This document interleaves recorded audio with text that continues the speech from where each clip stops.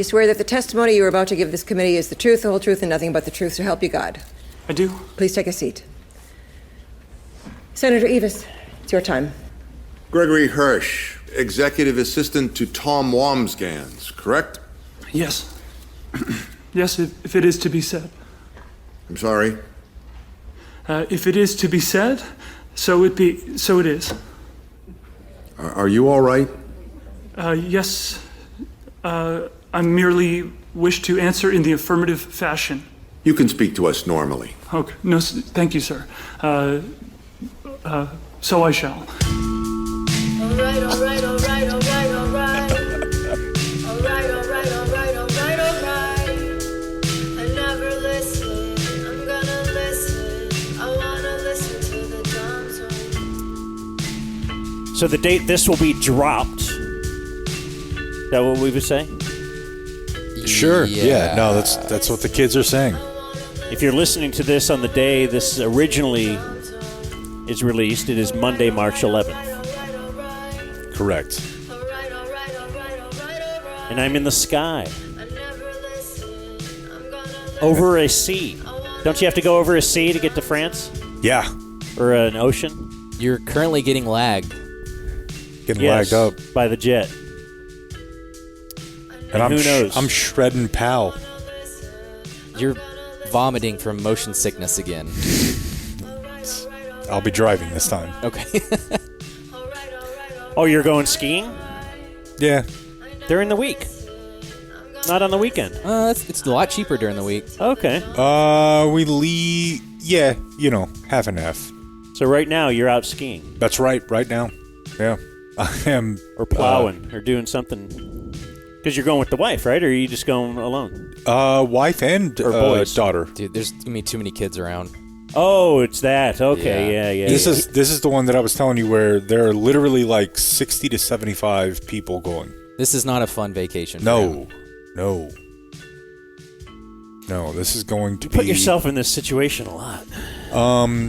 The thing about that is, and this has been a bit of a debate on the home front, I don't really put myself in this situation. Well, when you said those two words, home front, I do. Oh, yeah. Way back then, That's you true. put yourself in this situation. That's true. It's not going to be fun for anybody. And like when I did go on the boys ski thing, and we're probably burning too much content gold right now. All of us were like, "Why are we doing this?" Just anticipating like what things were going to be like a month out. We were all like, all of us are going to hate this. Our kids are going to hate it. Our wives are going to hate it. We're obviously going to hate it. Yeah. You do it for the memories, for the pictures, for the gram, right? That's what we're doing it for, to show other parents that look at what we do with our kids. It's really cool. What are you doing? Just sitting there? You suck. That seems a lot better, though. Yeah, that's what we did. But some people like to keep up with the Jakes.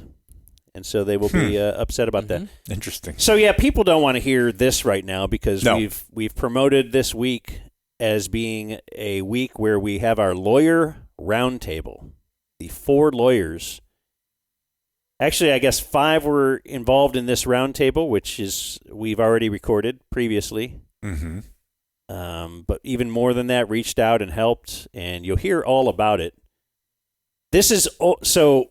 We're not talking about like what led to our leaving the tickets. We're and I might even say this in the intro coming up in a few minutes, but because we recorded this like 2 weeks ago.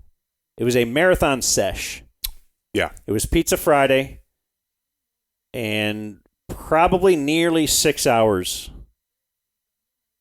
of talking back and forth with our lawyers.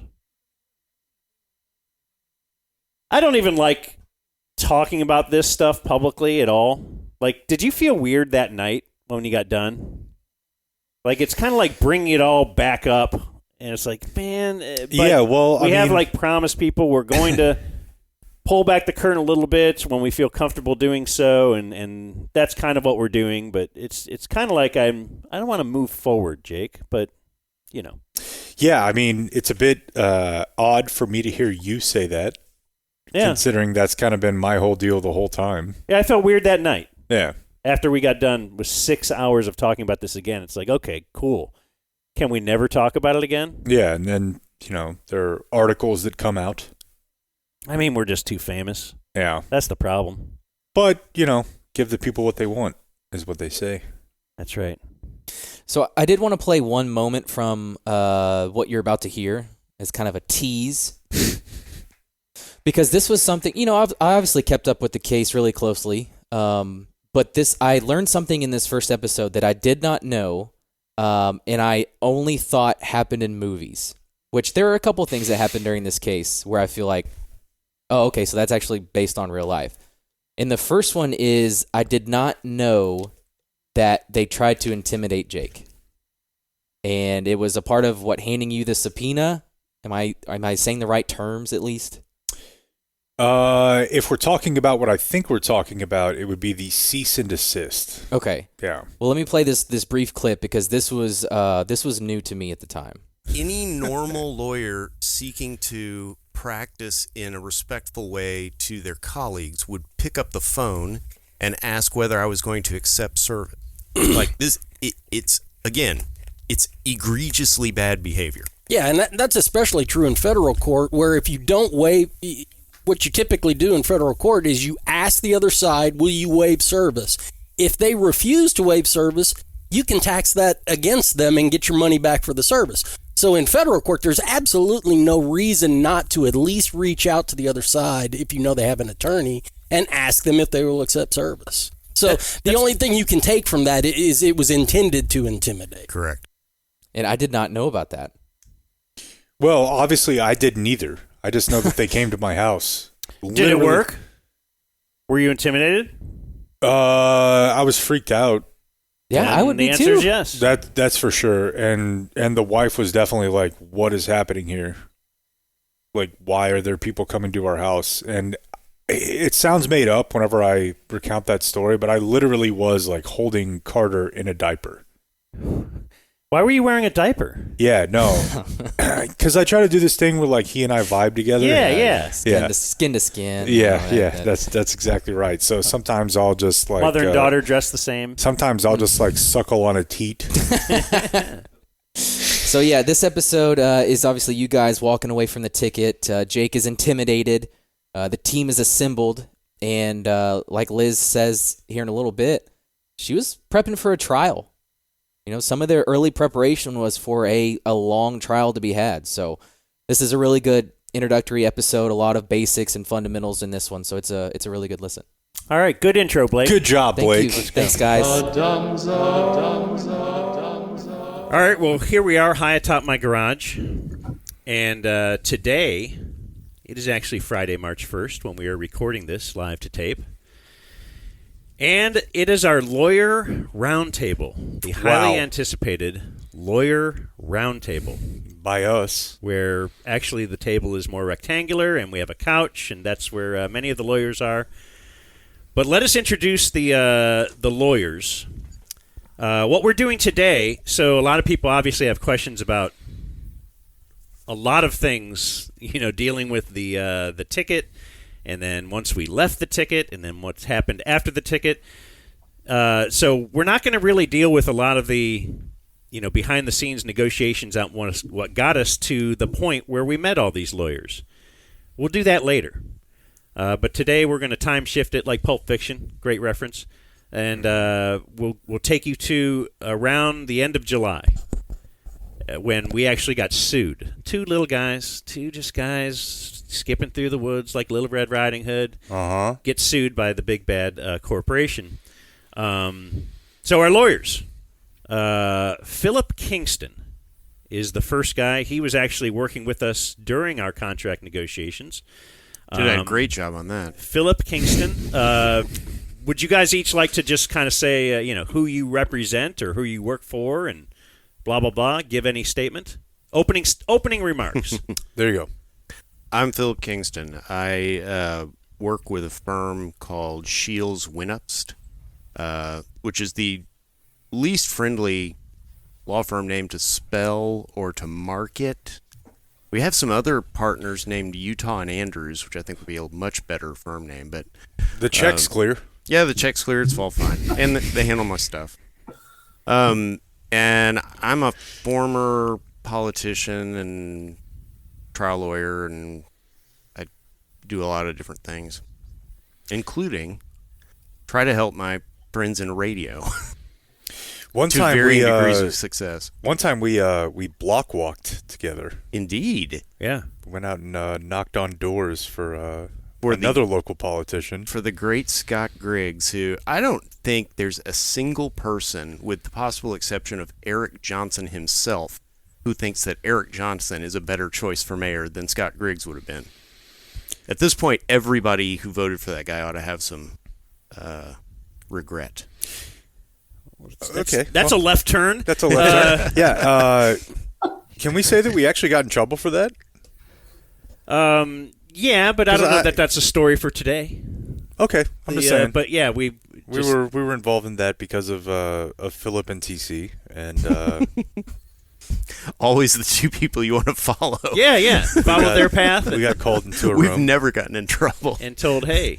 No, it was for a video we made for Scott Griggs. It was a quick whatever. Yeah, we were like, I don't know, But we're dumb. That would have put him over the top. If that would have been out there, yeah. Things, the course of history could have been different. So the second guy we worked with is another guy we've known for a long time. Matt Brunig joined us second in this whole thing. Matt joins us on the Zoom. Greetings, everyone. Gentlemen, Liz, how's it Hello. going? Our labor attorney. You want to Yeah, give your bio? I'm a labor lawyer. I worked at the NLRB for a couple of years. That's the National Labor Relations Board. And I'm a solo practitioner. I represent unions and individuals in front of the NLRB and do some other random stuff. I'm also a think tank guy, peoplespolicyproject.org. And have a podcast with my wife, the Brunigs, patreon.com/the Brunigs. So I got lots of little things going. As you'll notice in each case, they are solitary endeavors because I've not been successful inside institutions for long periods of time. So, Okay, you mentioned Liz. We have Elizabeth Griffin here. Hi. Who's not Matt's wife. No, I am not. Not Liz Brunig. Yeah, I'm a litigation attorney at Clark Hill. It's a full-service national firm in Dallas. Used to be Strasburger and Price. I do litigation and mostly appeals. And do you want us to get into how we got involved, or are we going to come back to that? Do the disclaimer first. Thank you. Yeah, I told Jake. Make sure I do my disclaimer. I just need to say at the top, I am speaking on my own behalf. These are my opinions. I am not speaking for the firm. I am not providing any legal advice. Okay, I guess we'll get in. Retweets are not endorsements. everything I'm giving you is advice. You should follow all of it, by the way. Well, Matt, you should clarify that you are not giving advice to listeners. You are not creating an attorney-client relationship by anything that you we're say. so right back into space. I love this. Here we go. Oh, it's been so long. I love it.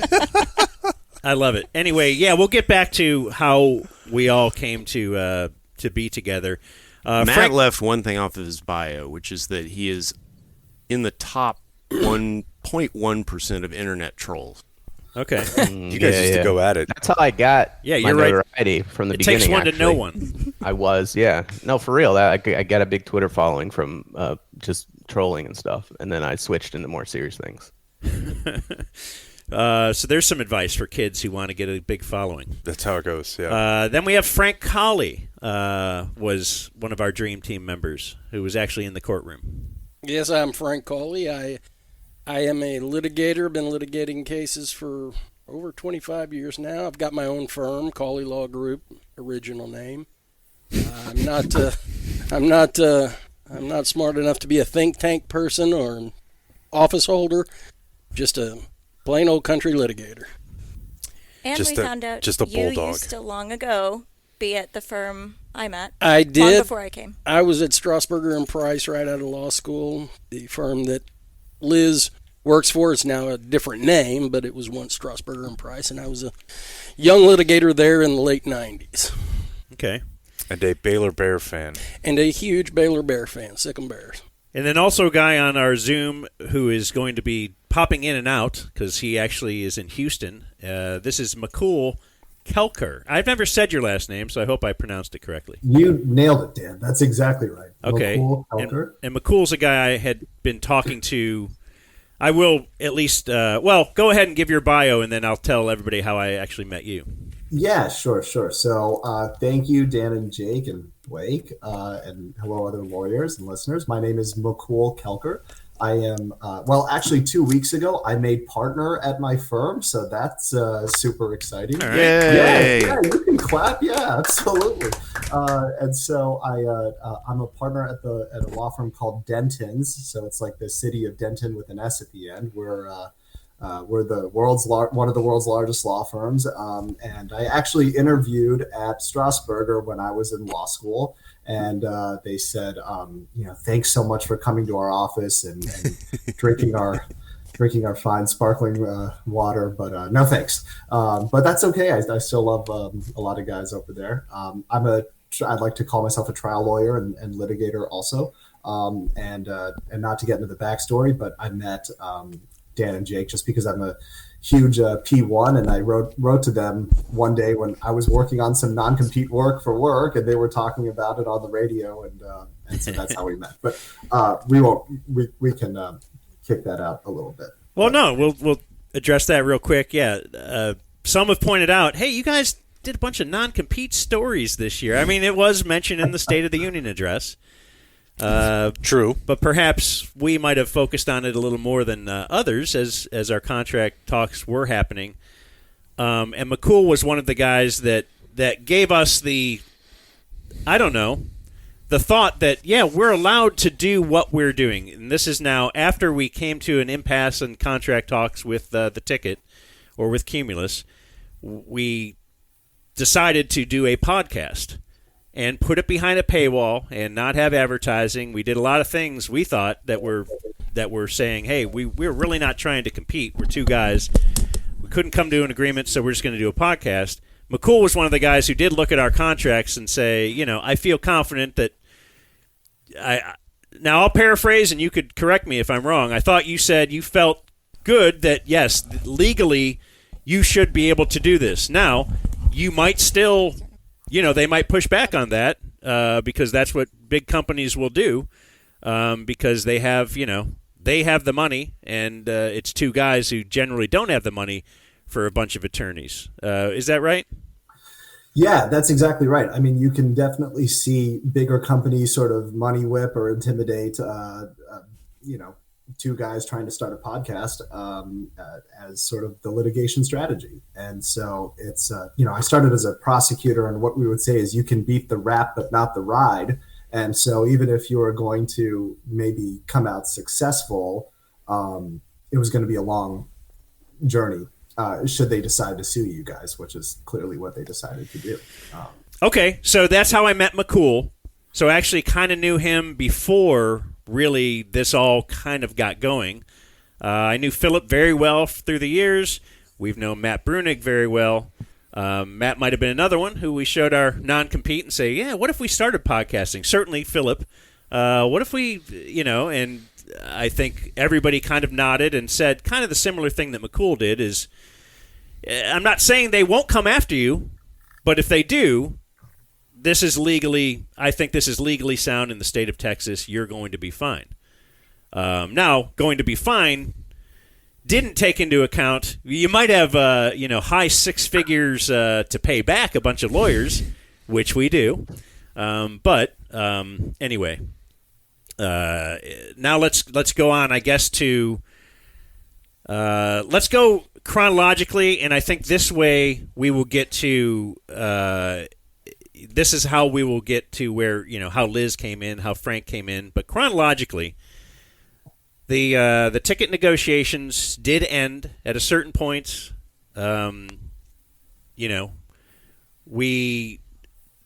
oddly said, well, will you send us a resignation note? Like, we were talking back and forth. They're throwing this out, and it got so far away from where we were talking that eventually we said, hey, I think we're at an impasse. We're not going to accept what you guys are saying. And they're saying, well, we're not going to give any more. Okay, will you send us a resignation letter? I thought it was odd, just because our contracts had just run out. Like, did Jason Garrett have to send a resignation letter to Jerry Jones, or did his contract run out? Yeah. So we did on a certain day. I can't remember exactly what day. Yeah, and for me, I had been out of contract for over 2 months. Yes, yours was April. Yeah. Mine actually so, ended mid-June. And then they asked us July, on whether it was a Sunday or a Monday morning, whatever it was, to send it in that day. And we're like, I mean, I guess. Yeah. If that's what you need.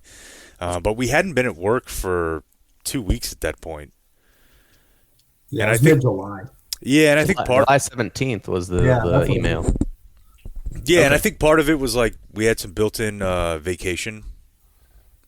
Like possibly that like ate up a little bit of that time, but for the most part, yeah, it was like, well, we haven't been here, so right. It's pretty it seemed clear weird. we're not. Yeah, but I believe they did pay us through that period or whatever. So for at least part of it, yeah. Yeah, so that would mean that we resigned. So that, but yeah, but I don't think we quit, and I don't think they fired us. I think we just didn't come to an agreement. That's been my thought all along. So it's weird when you see it in print or something that's wrong. It's probably June 30th is the day where I kind of heard in y'all's voices that you were done. Now, we fucked around with it for another couple of weeks, but as you recall, we were getting absolutely nowhere. But yeah, we had I was confident we could get to an agreement, though. I thought we would. We would go back and forth day by day of how confident we were about that matter. Over that 2 weeks, but it was weird. It wasn't zero. Yeah. So now we stopped working for the ticket on the day that Matt. It's your fault, Liz. Yeah. What? Now we stopped working for the ticket on a Monday. Keep messing with the dog. The dog is gonna. I know. I needed my laptop. It was a very emotional week for us. Yeah. We, talking to our friends there, we had talked to our friends previous to that week too. But then once, you heard it on the ticket, when now the hardline, the musers actually address it, then it's really real. So that was on Friday. The hardline could have been a Thursday. In fact, I believe that Thursday night is when we put out a YouTube 15-minute thing we recorded at Cash Soroy's studio, which was a ticket goodbye, and we had called our boss there, Dan Bennett, at the ticket and said, hey, we're going to release a video. Just want you to know. We had, a lot of people had been emailing, whatever, and we had not made any public comment on it. Sure. So here, we're going to put that out. And he signed off. Not that he had to sign off on it, but we thought it was a common courtesy. We certainly didn't have to do that, but Yeah, I've worked with these people for over 20 years, and I didn't want animosity. No, and his response was actually like, you should do that. Yeah. So we did that, and then over that weekend is where we came up with the brilliant idea of, well, let's do a podcast. We're pretty sure that we legally can. So we're going to, we named it the Dumb Zone. We have Dragon Den Productions was our, we're going to set up an LLC. That's where we're now like, what is that? What are we doing? So now we actually recorded a podcast that Monday. So we put out a podcast or two, and then we got a cease and desist letter. When we got the cease and desist letter, we certainly shared it with Philip, and we're very good friends with Matt Brunig anyway, and shared it with Matt Brunig. And I think that's where Matt Brunig's role in this stepped up a little bit. Anyone jump in if I get something wrong? Let me say this real quick, though. I'll yes. Are you just doing a Gordo bit? What are you doing? Trying to... No, sorry. Okay. Sorry, it's a little choppy. I'll say the way I got involved was when you quit on the 17th. I heard about it and I texted you. I was not previously involved. I didn't tell you to quit or that you could podcast or whatever. A long time ago, I had looked at some of these non-competes, but that's what happened. I got the text here, July 18th. Congrats on the quit. I'm sure you've got a plan in place already, but let me know if you want any help. I figured, I knew a little bit about the situation, and I thought, oh my God, this could be a problem. But then you got the cease and desist, and you contacted me. And the reason to, even look at the non-competes ahead of time while we're in contract negotiations was we've both had some I don't want to dive into this story, but we've had difficult contract negotiations in the past. We're told, at certain times, zero money, we have no raise, whatever, nothing, How about a pay cut after being successful here for a while? How would that be? I mean, that's just the way things are. And I'm not upset about that. It's, sad maybe a little bit, but that's how life is. I get it. Can I just throw in that you and Jake, and by the way, a lot of other people who've worked at the ticket have, like, Stockholm syndrome?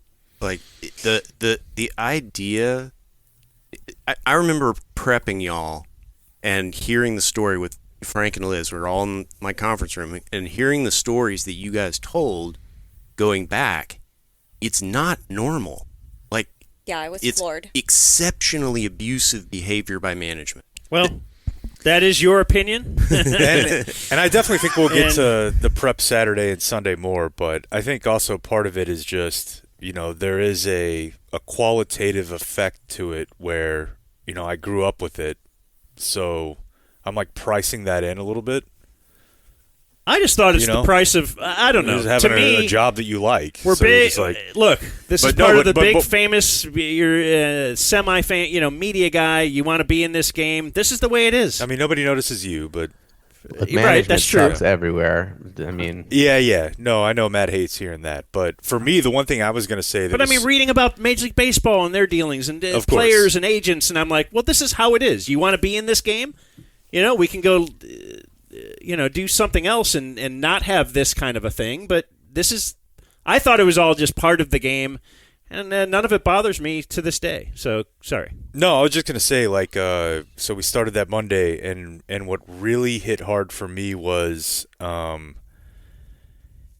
don't know that they hire, process servers that look like me, who have, Kermit Mantis arms. They hire big guys. And a guy came to my house on a Saturday at 10 a.m. And at this point, Carter's 6 months old. And, it's 10 o'clock in the morning. Not a lot of people knocking on my door at 10 o'clock in the morning on a Saturday. Do you feel that's intimidating? Yeah, I did. And you were out of town or something, or maybe somehow they didn't have your address, or I don't remember what happened. Yeah, I ended up getting it on the. Don't you have to pay extra for Saturday service? Well, I don't know if they did or not, but I know that they showed up. Yeah, so it must have been that weekend then after we first started. Well, And there's just a knock on my door. I've got the son in a diaper, and they're like, "Yeah, you have to sign this now." Well, yeah, you have to understand what what? utter horseshit this is. They know who I am. They've sent me the Yeah, I cease was and desist letter. what am I? Give it to him. Any normal lawyer seeking to practice in a respectful way to their colleagues would pick up the phone and ask whether I was going to accept service.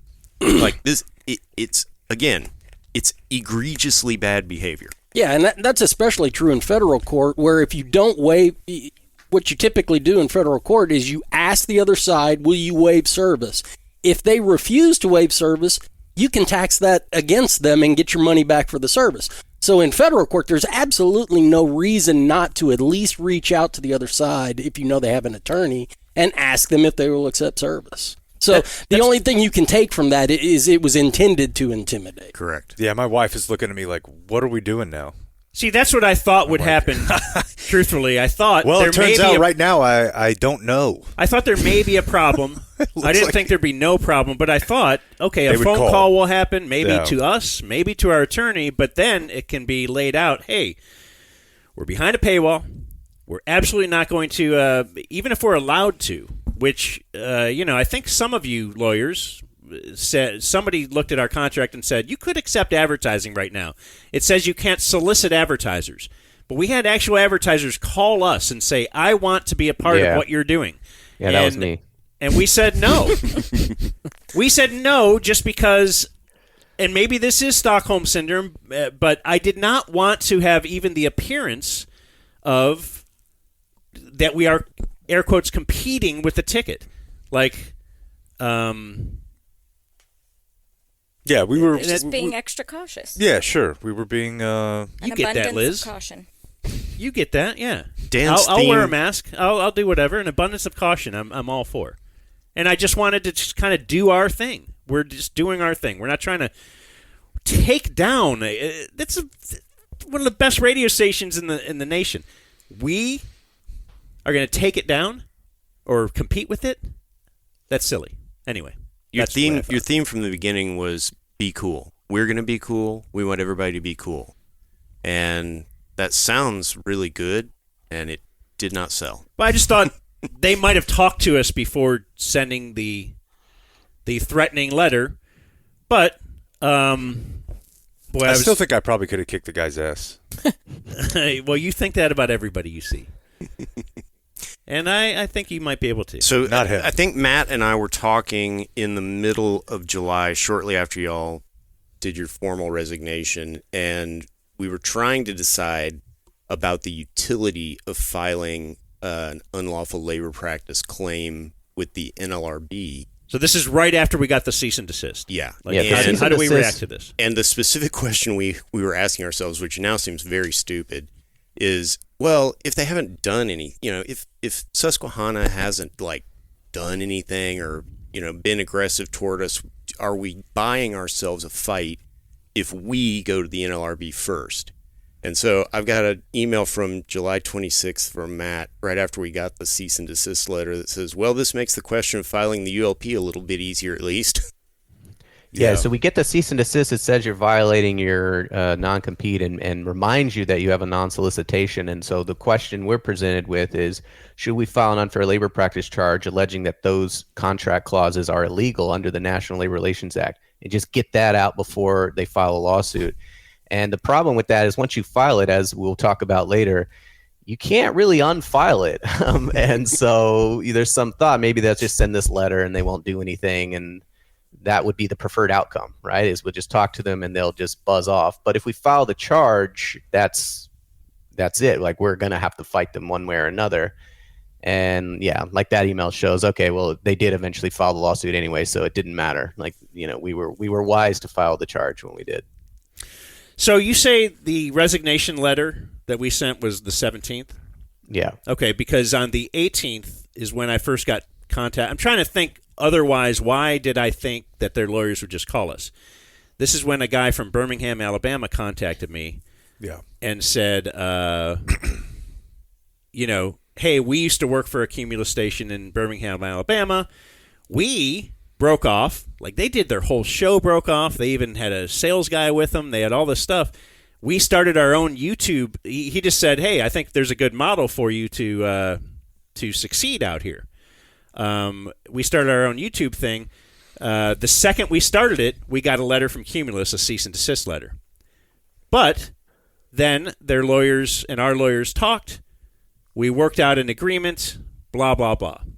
Now, after this all went down and we ended up getting sued, my Birmingham friend said, maybe our success is what caused them to not talk it out with you. Yeah. That was all speculation. But yeah.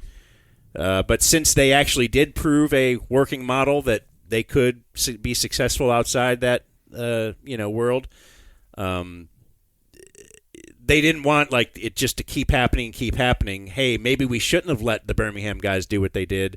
Maybe the next guys that try something, we need to go after them hard.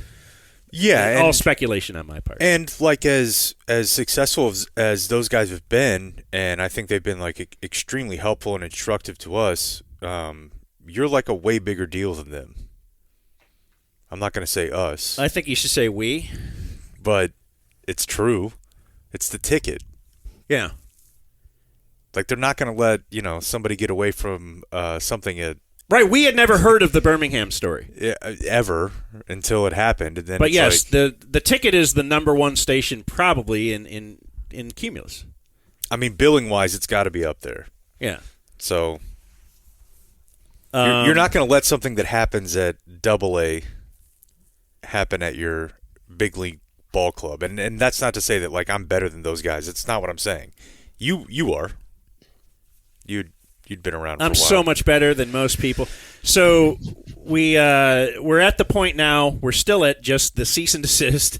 Now, Matt, have you kind of totally recapped? I'm trying to remember that now you send a. We file a charge. We file unfair labor practice charges alleging that the non-compete clause and the coworker non-solicitation clause violate Section 881 of the NLRA. And that's both just a strategy in and of itself, and also puts us in a, maybe it could scare them away from filing their lawsuit, or if they do file the lawsuit, it's a good thing to have as far as defending ourselves in the lawsuit. At least they'll call us. I thought you said there was language in the cease and desist also that was like, hey, they can't say this. Oh, well, the cease and desist threatens, so you're right. So it's not just that the contract clauses are illegal, it's that the cease and desist itself is illegal because the cease and desist threatens to take legal action against you as far as in the form of enforcing illegal contract clauses. So you end up having essentially 3 unfair labor practices. You have the 2 contract clauses, and then you have the cease and desist, which is a third separate unfair labor practice. Can I say one thing too, as far as like the Stockholm syndrome thing? I didn't mean that to be insulting. It's okay. No, I mean we were. It's what came to my mind. We did it. Every single attorney that I ever had look at my contracts, outside of the one that was actually representing me, was like, "You should not sign this." Well, and that's and I love the guy. Like, he was my agent for a long time. He was a super, super great dude, but he had like a pooled interest of risk, I suppose, because he represented other people at the station. And in some ways that worked out for me, in some ways it didn't. But like every single other attorney that I would have look at it, it doesn't matter if they were like oil and gas, if they were like criminal, if they were real estate, like they would look at my contract and be like, I don't know, man. Right. Well, it feels like some of this stuff is not. That's not what helped something you should sign. lead us to this decision, because I had the same thing, and I think that's part of another discussion about our contracts and just how certain clauses in our contract. But think about like when we heard that guy, like that national guy, was he like an East Coast blowhard type guy, like talking about our case? Oh, on his podcast? It might have been a radio show, whatever. Yeah. And he's like, yeah, this is just the way that these contracts are written. And it's written that way, I would imagine, because the expanse of where you can go work is very limited. Yeah. And I talked to people in other companies, and I knew what their contracts were. And not every radio company's got the same boilerplate contract. So there are things you can ask for. Yeah. I've talked to guys we may talk to them, that are CEOs of companies who have said, yeah, well, when you are in a position of negotiating, you can ask for this, you can ask for this. These are all, but I think that's part of the stuff that just kind of led us to here. Yeah. Which we will we'll definitely go over in the future. But now we're at, okay, so now you file the unfair labor practice. And the next step, I think, is, and while we're trying to do a half-ass show, I got one piece of audio. We don't have an open. We have whatever. We're recording a show every day. Just because, like, you really wanted to. Just because I need it. It's what we do, and we could just sit around talking about all this stuff all day, or we could actually. Let's do 2 hours or an hour and a half and talk about sports and things we just can get away from this stuff with. Sure. I think that's why we're doing it too. Sure. For ourselves, we're very egotistical. We think people need to hear us. Or he more than me. I'm fine with just kind of laying back in the shadows, but Jake. All right, so now how soon after the unfair labor practice charge do we get a lawsuit? August 4th, I think. Yeah, so the charge is filed. The initial charge was filed on July 27th. So we had, 7 days, and then they filed their lawsuit. Okay, so at first it was the cease and desist. We did not cease and desist. We didn't do either of those things. And then the lawsuit comes down. And now, the paperwork on the lawsuit came to the house on my birthday. Oh, wow. Yeah, that was you'll never forget. August 5th. It was nice of them. Didn't one of those go to some prior residence? Yeah, we did joke about that a little bit, that somehow they had like my Fort Worth address. So somebody in West Fort Worth over off Camp Bowie definitely got served either a cease and desist or a notification of being sued. I think you said it was some guy who was probably locked on TCU. TCU. Yeah. It's definitely over by TCU's campus. So Okay, so now we have a lawsuit. could be a lady. I don't know. And we have Philip and we have Matt Brunig on our side. And you guys are talking. What is the reaction right then? We don't know Liz or Frank yet, correct? Correct. Well, I'd literally just pulled into a condo building in Colorado for a vacation. This is totally like just hyper privileged complaints, but every single time you guys have something bad happen to you, You're on vacation. I'm on vacation. Yeah. I've noticed that actually. So yeah, I just pulled in there, so I wasn't doing anything with it on that Friday. I think I did talk to Matt, and we were, glad that we had filed the ULPs. But I think didn't really get media attention until maybe somebody had it on Sunday, but I think it mostly was Monday the 7th. And Monday the 7th, I spent the entire day drafting a response because they had nominally asked for a temporary restraining order and a temporary or preliminary injunction. And we thought that their pleading was probably not meritorious, that they would have a hard time, but also we wanted to get a bunch of stuff in the record about how y'all had been cool and how you had not violated any of the terms of the employment agreements that you had. And so I think I drafted a long and, according to the internet, extremely bad and unlikely to succeed response to the TRO, where my choice of font was criticized. A lot more editing, a lot more criticism than I'm used to from my legal work.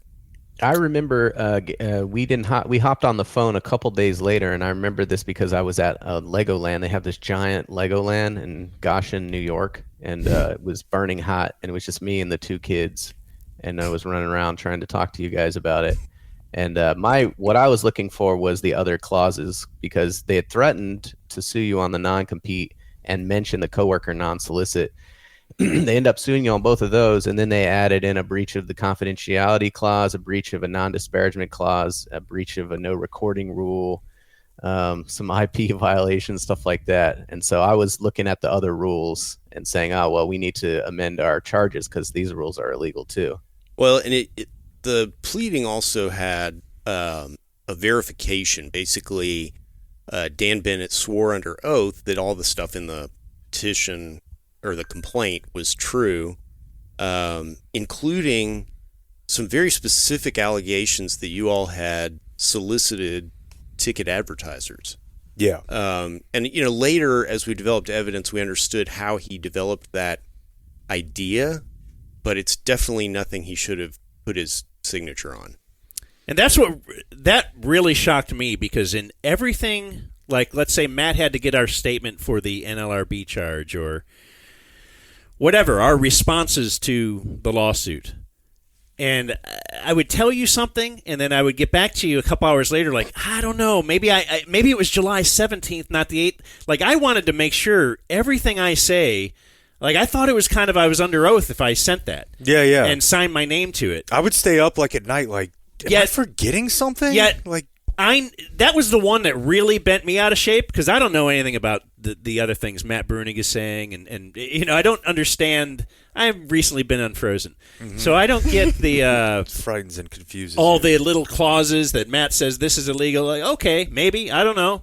I'll believe you. You're Matt Brunig. You worked for the NLRB. I knew, though, we didn't come close to soliciting a sponsor. In fact, I had a couple sponsors call me directly that day when they heard about the news, and said, what if I cancel my advertising? Will that help your situation? Like, will that help them come to the table and get you what you want or whatever? And I mean, I think Adam Romo, I don't know if this is the time to bring in Adam Romo, but I said, no, do not cancel your advertising. The ticket, with or without us, is a juggernaut, very strong. Lots of people listen. Your business will do well. And it's good for your business. That's my opinion. You Dude, can do whatever, that. I would seriously go through, I would go through my DMs, I would go through my emails and be like, dude, am I forgetting something? Yeah, did I know I have a lot going on. Did I intimate that? No. Like my text messages. And I said, don't cancel. I know you're mad. It was but so weird to me. This is just business, and it's fine. And then the next thing is, hey, I want to sponsor you. What can I? Well, no, I don't want to do that. I think I might have gotten one that I said, we'll call you eventually. And that was it. So that's what, a lot of this doesn't bother me. I think it's business. That actually bothered me because it was like a blatant lie. I mean, in my opinion, it was a lie, but like Philip said, I understand where they came up with that eventually. Like, oh, but our sales manager, somebody canceled, and then he came up with the opinion that these guys must be telling people to cancel. But and we'll continue to introduce the timeline of how everybody was involved here. I feel like they deal in this world where sometimes you are just throwing things at the wall. Like for you and I, we're like, what the fuck? But lawyers deal with throwing? Yeah, okay. Or and clients can sometimes just be like, okay, well, let's see if you can disprove this. Yeah. Like for you and I, we were like, that doesn't make any sense at all. Like we didn't do that. We were never involved in that. Well, let me push back I feel on the lawyers in general are like, well. Let me push back on that just a little bit. Like, it's one thing to put in a petition or complaint.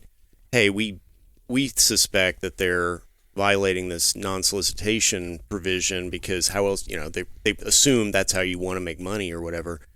To swear to it is an entirely different deal, and we can discuss why it didn't kill them as bad as it should have later, because I think I understand that also now.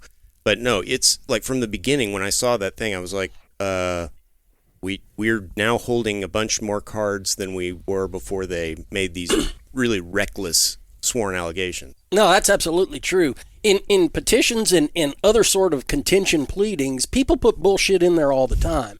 But once you sign it under oath and attest to it, especially in federal court, in support of a complaint, that takes it to a whole new level of a big deal. And you got to be pretty certain that you're factually correct when you make those kind of assertions. Well, but what they did was throw in that one phrase that, raised the question of whether it was even a valid, verification to begin with, of saying to the best of my knowledge, not making it personal knowledge, not saying based on corporate records I've reviewed, just vaguely to the best of my knowledge.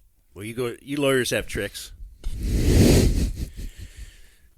All we got to do is say that, and we could kind of say anything. Maybe. Okay, so where are we? We got the lawsuit is now filed. Is the lawsuit and the temporary injunction, you mentioned that, Philip, is that the same? No. Okay. But you want to go, Philip? Well, I mean, it's all a part of the same deal. Like it's a complaint where they had asked for. They later filed a separate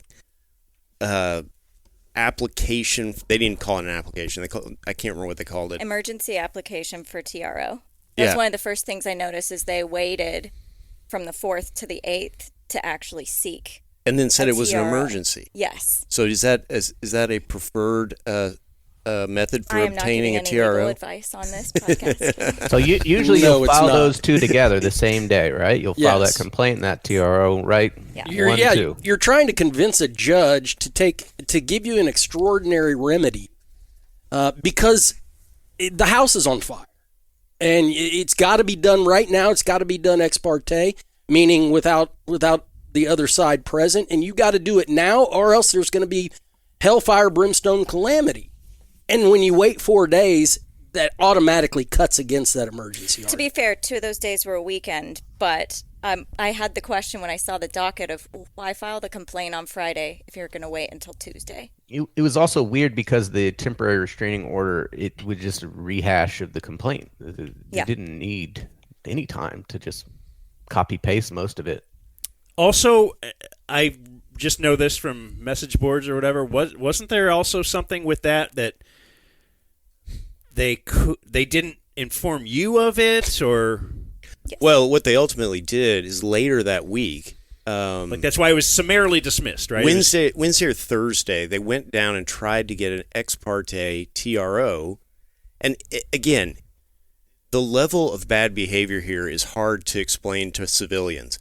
They know who I am. I've communicated with them since the cease and desist.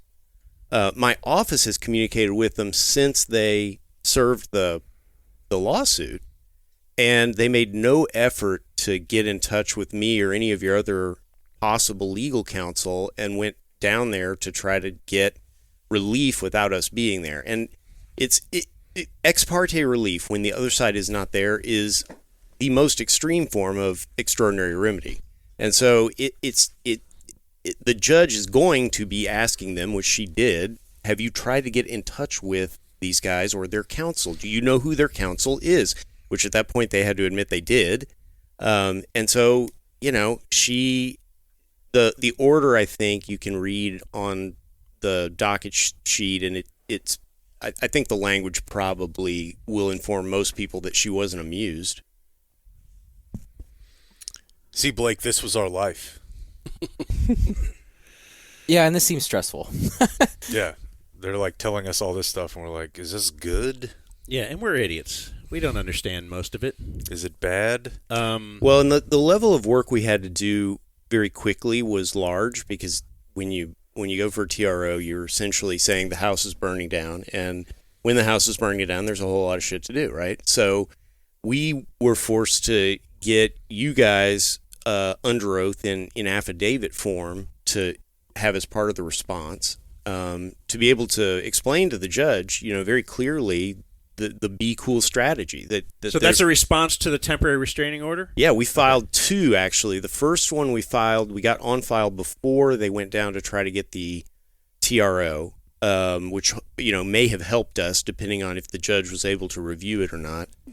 And then the second one was after Liz and Frank were in the case, and I think I'm a pretty decent trial lawyer, and I have certainly done some appellate work, but Liz specializes in appellate work. And so both her form and her method of putting together stuff is superior to mine. So we, by the time we got that on file, which was mostly, I would characterize that more as a response to the application for a preliminary injunction. It's primarily to be used in that context. We had a very, very good pleading on file. Now, I got some jokes in the original one that I think probably were pretty good. That I then removed.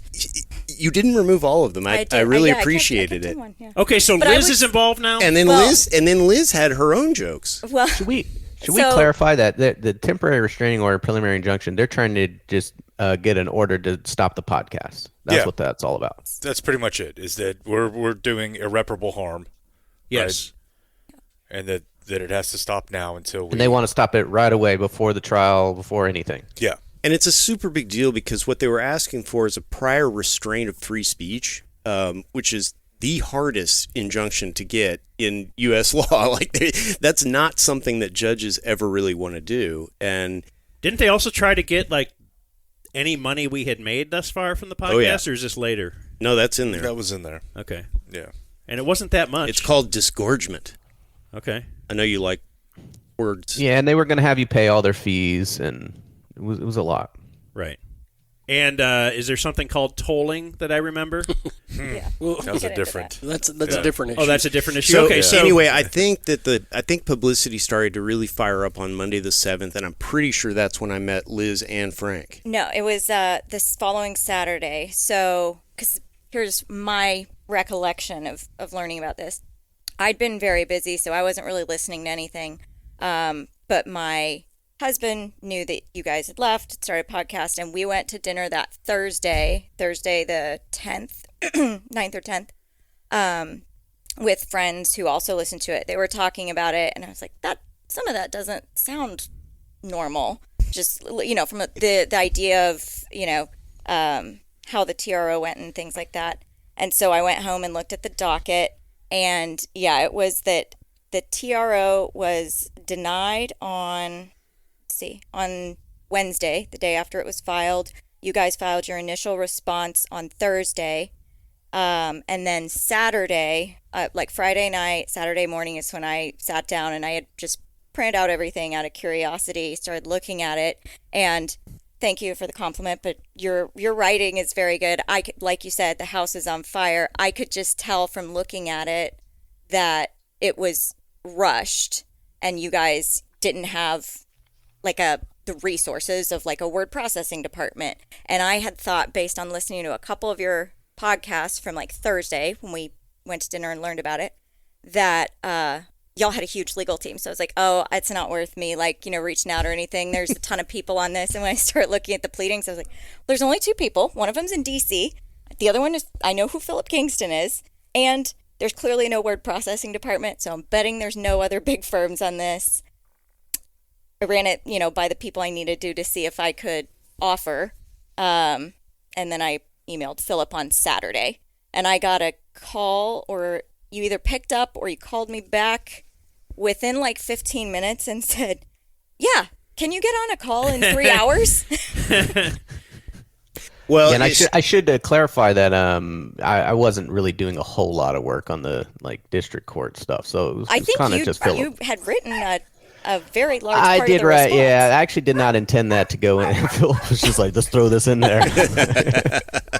Well, I think on the 7th, we did actually talk to some other lawyers. We started to get offers, essentially, of people who love you and want to help you come to aid us. And it was a pretty easy conversation with the two of you to say, look, I can't afford to do all this for free. If we're going to get some help, it would be valuable. Okay, I think essentially in the week following y'all getting sued, I think you had all of your friends reach out and offer support, but we had lots of lawyers who wanted to come help. And so assembling a really good legal team actually became kind of easy. When did you come in, Frank? Same day. On the 10th.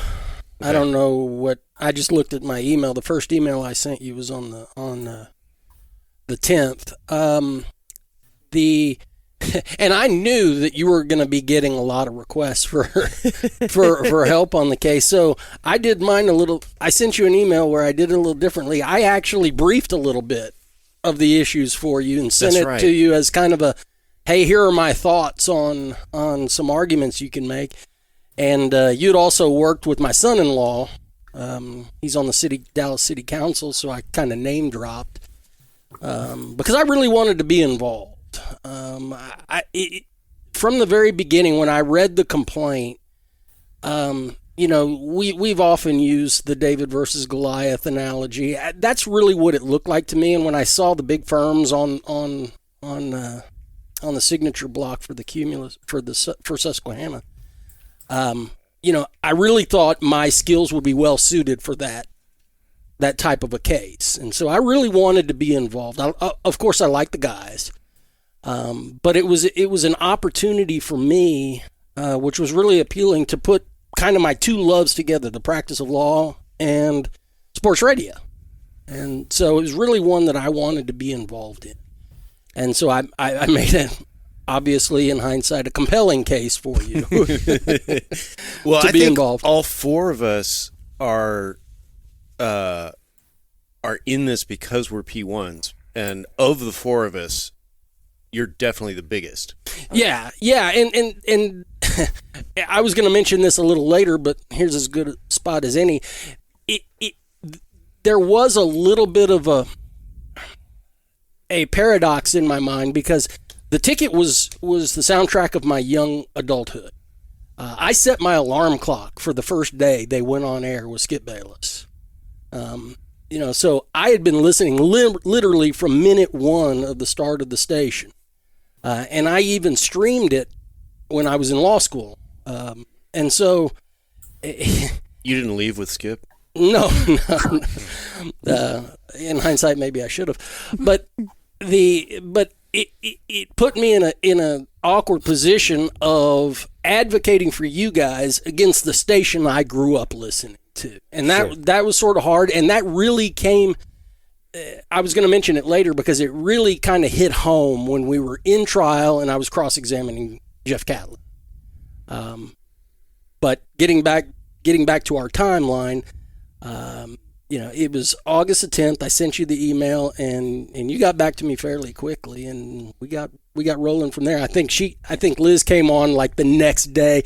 We had a Saturday Zoom meeting to introduce ourselves. Yeah, that's right, because you were involved in my first notes. I just want to know, and I don't know if I've ever told any of you this, but I reached out to Philip thinking like, I do appellate stuff. I know this is like a TI thing.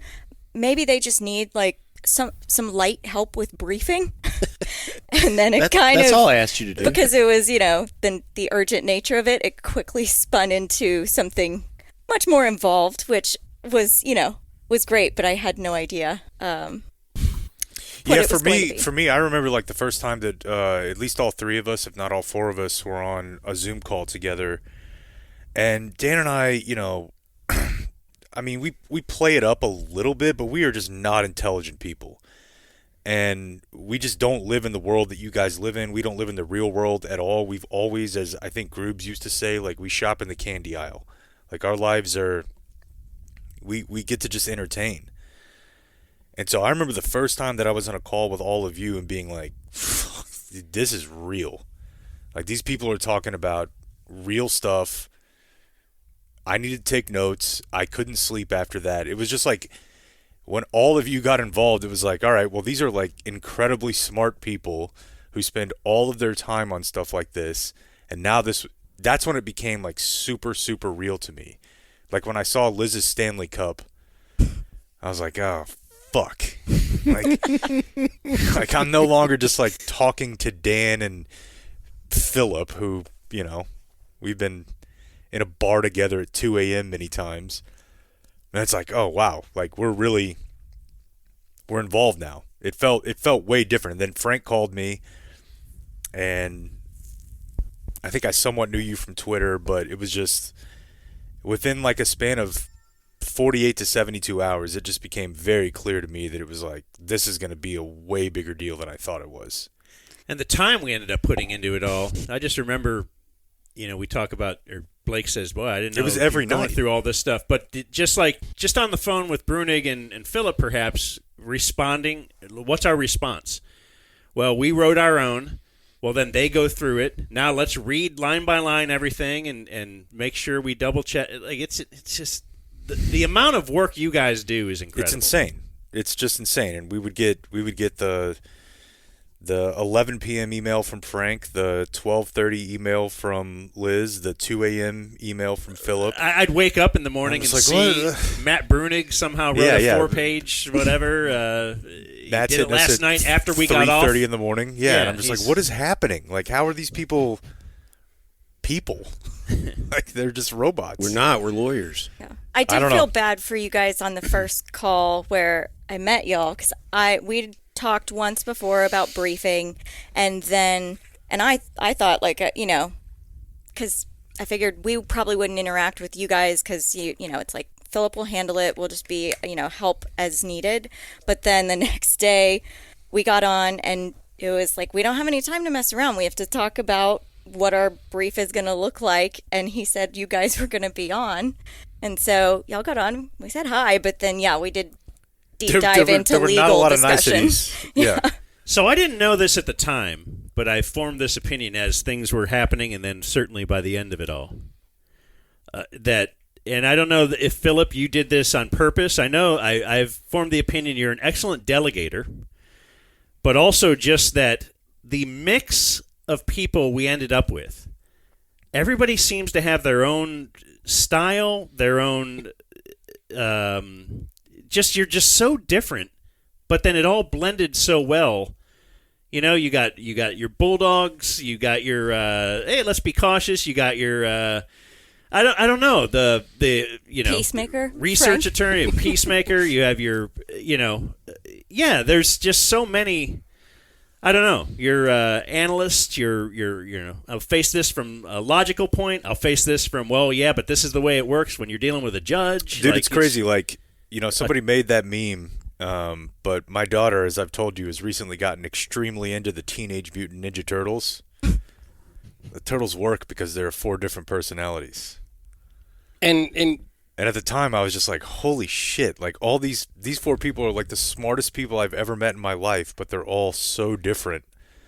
And I don't know. And I guess it's like a team or something. You don't want 4 of the same kind of hitters or the 4, It was just cool. It was you really, don't really want cool to watch 4, in person. Like the collective intellect. No offense, Philip. You don't want 4 Phillips, right? You don't want 4 Brunigs. I don't want 2 Phillips. You need a mix. I don't want 2 Phillips. And it's harder to do. I think Philip did a great job. It's harder to do than anybody can really imagine, because anytime you get 4 lawyers in a room talking about an issue, you're going to get 5 different opinions. And I thought that was a worry at first with Philip, because you're a very opinionated guy. You know your way is right. Also, Brunig is very similar to that. And you guys are right. And I didn't know how if you would want other people interjecting their thoughts and opinions into what you already know is right. But you guys absolutely welcome not. that. Yeah, no, I didn't. No, I don't welcome that at all, and I hate it. It's just that I've been trying cases for 25 years, and if you got smart lawyers telling you something, you're being an idiot if you don't listen. So it's not my personality. It's a question of having learned by doing the wrong thing. And I think somewhere along the way, I introduced sense. you to McCool, who I had talked to behind your back, and said, "Hey, I don't know if McCool, did you ask for the introduction? I don't recall how you ever got in touch with Philip." Yeah, I just I come from a larger firm, probably a firm of equal size or greater than the one that you guys were facing, and so I said, "Hey, look, I have certain resources, extra manpower here. If you want to bounce off any ideas or bring in some other heavies." But what I loved about it is, I concur with what everybody's saying, that it's really easy to have many cooks in the kitchen when it's a bunch of lawyers. Everybody is competitive and everybody thinks that they're the greatest gift to the profession. Just ask them, they'll tell you.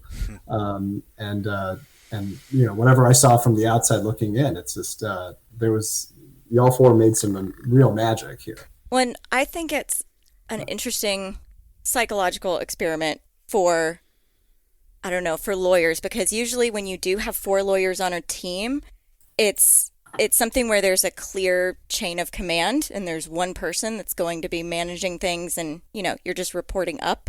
And this was very unusual in that it's people you've never worked with before. There's 4 of them. You and Matt may have worked together before, but Frank and I hadn't worked with either of you. And Philip, your lead counsel, but in practice, like it seemed like we all we were all kind of equally heard. Well, I've managed legal teams before where everybody is junior to me, and that's a more directive type of situation.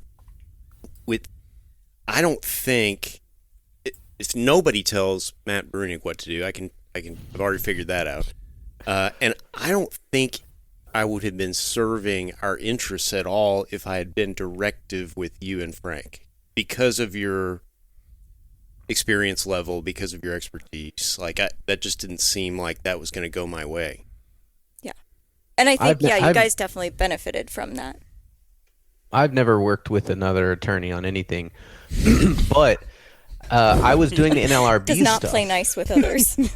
And if someone had come in and started opining about the NLRB stuff, I probably would have slit their throat, But for the rest of it, everyone would seem very respectful of my NLRB theories. So it was cool to just relax and, leave the other stuff to others, Yeah, and I think that's one thing we as a team did a good job of, was not stepping on the toes of the person who had the expertise in that particular area. I know I personally stayed completely clear of any NLRB stuff because it was nothing I had ever done before. I would have been... I'm not sure I could have told you what NLRB stood for when we started this thing. And so I I told myself at the very beginning, I'll let Matt and Philip handle the NLRB stuff. I'll handle, in courtroom litigation type things. And so I tried to stay in my lane, and I think most of us did that. And I think that's why the team gelled so well is that we did our own thing and we didn't try to encroach upon the others. I made Philip hug me after the mediator left the room one day, though, just to calm things down. Well, in any certain scenario, like I said, when you get 4 lawyers together, you're going to get 5 opinions, and there was friction at times. But I think we all understood that we had one goal, and that was to get you out of this morass that you found yourself in. And I think we all did a good job of putting our normally large egos aside. Most of the time there were moments of friction, but a lot of friction. I think the issue is that not everything you're dealing with is legal, right? It's Once it gets to strategy, that's where we don't have defined lanes, and so that's where I think we would rub a little bit. And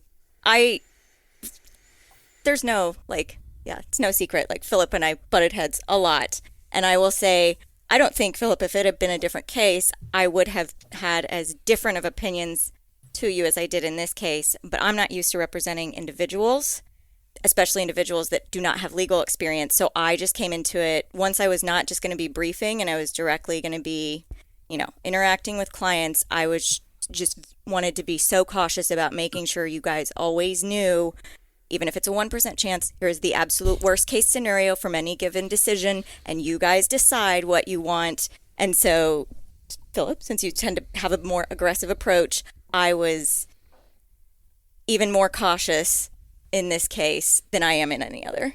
But now we just sit on the couch next to each other. I know.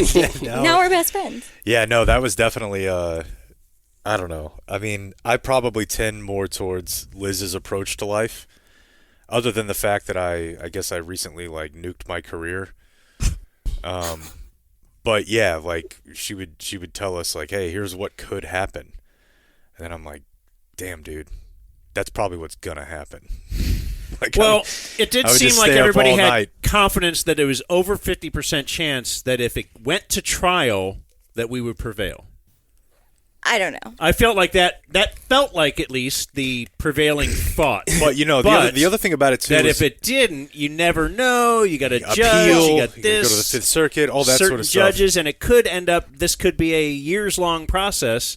And that was a worst-case scenario painted by you at times. Well, and also, and this is another kind of gray area of a lot of the advice that I felt like I was giving wasn't really necessarily legal. It was based on y'all's, thought of, we didn't want to be in this position. We didn't want to be fighting a lawsuit. And so a lot of it was tailored to not whether you would win, but even if you win, what is your life going to be like for the next year and a half in order to get there? Yeah, and it was tough for me too, because I was constantly trying to remain Dan's ally while also reminding him dude, I got a lot going on right now. Like the Tom Brady, I'm 45, I got a lot of shit going on. I was like, dude, I don't know, man. I gotta take both these kids to school every morning. We're going to court. We may have to keep doing this for another 6 months, 12 months, 18 months. And, I think everybody was really cool about it, but there were days where I would want to call Philip and Matt and be like, I'm sorry you guys think I'm a huge pussy, but you did that 3 times. I feel like we need to kind of just count our winnings here. Well, and feel good about what we did. And there were just times where I felt, I don't know. It was a tough couple months for me. I think this is a good a time as any of letting your listeners know what the dynamic was, because we're kind of skirting around the dynamic here. But the dynamic was that, Philip and Matt were kind of scorched earth, burn the boats, fuck these guys. let's take these guys down. Well, and yet at times Matt and I would be more aligned because we both have a pellet background. There were also that was interesting just to watch Liz and I had a separate channel of communication. Yeah. and Liz was like the mom in the room of a bunch of kids. You know. Do you guys have any idea what you're doing? Yeah, she was the one that tried to drag everybody back to some form of reasonableness. And somehow I just kind of landed in the middle on most things. And I was sort of the Switzerland of trying to, I see both sides, but maybe, Well, this came from your mouth, Liz, so I don't think I'm... Go ahead. This is not something that sprung from my head. I believe you described yourself as having yappy dog energy. Oh, I have anxiety for sure. Yeah. Yeah. That actually came in quite helpful for me in court. Yeah. Jake is like, Because I if can you're- tell him like, you are having a panic attack. If you're having a full-blown panic and attack. I was like, you need, because I know, and he'd said it's stomach stuff for him. And so I was like, just tell the judge that you need to go to the restroom. She'll let you go. And he got up and Yeah. went to go vomit That did happen twice. You literally vomited. in the courtroom. I think Or if not I- in the courtroom, in the court bathroom. Yeah, had to throw the tie So it's probably over the shoulder. Yeah, Yeah, it's happened probably twice. worth going into a little bit of like the actual law governing the case. So I've been advising y'all for a long time, and I've always thought that the boilerplate Susquehanna restrictive covenants in the employment agreement had some severe problems.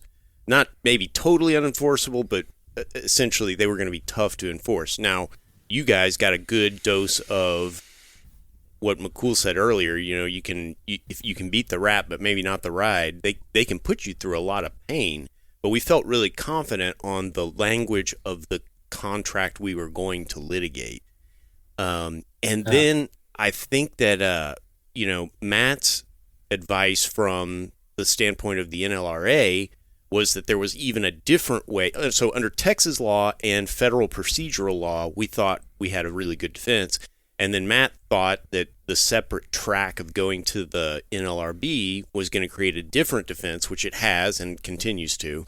But then the actual lawsuit itself was so odd that it really boosted my optimism about prevailing.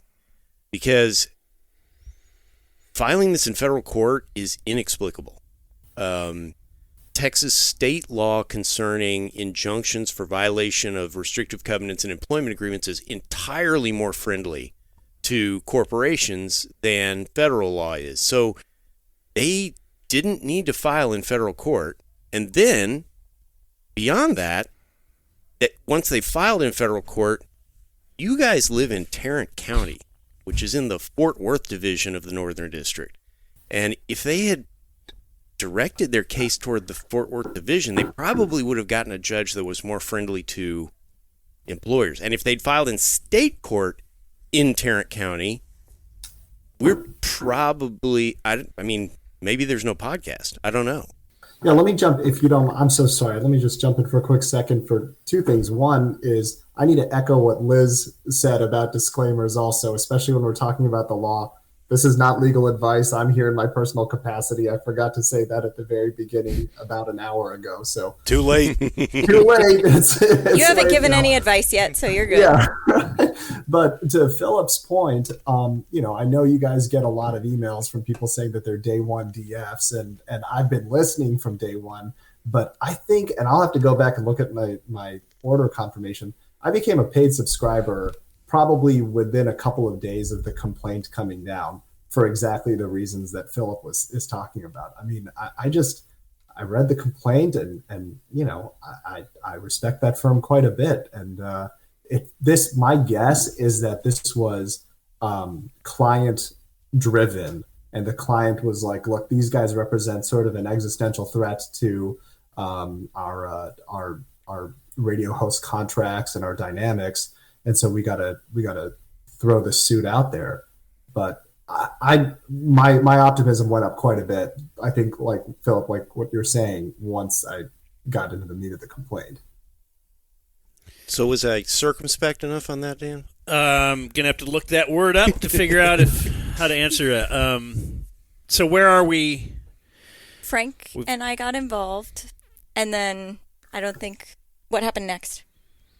I mean, essentially, the next thing that happens is we're preparing for the preliminary injunction. Was that the next day? Was that Sunday? It was pretty quick. Or was it a week? We had a week. We had a week to Saturday, right? Yeah. And so, yeah, that all during that period of time. This is early August? Yeah, this is Okay. I came in on the 12th, and then I guess that next week we were doing the briefing. Yeah, it's mid-August. I mean, that whole week was us doing the briefing to try to get the judge up to speed on the legal issues. Now, we got very fortunate. This judge is somebody that I've practiced in front of for a long time. I think Frank also, because she used to be a state court judge, and I think she was actually an associate judge in the state court system when I first got licensed, and she knew these issues. But then we were coming down to needing to go to court and put Dan and Jake on the stand, and so that involves, with people who have not done this before, quite a lot of prep. And Woodshed weekend. we do call this taking the woodshedding, or taking the witness to the woodshed.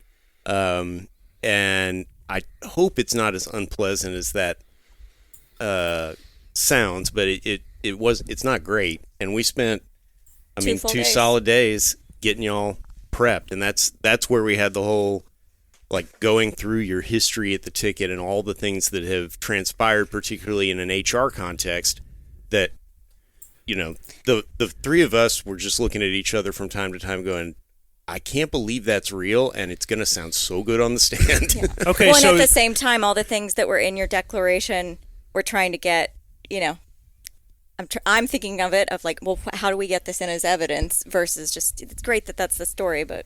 Yeah, and I think it's important to, I think Philip kind of skipped over something.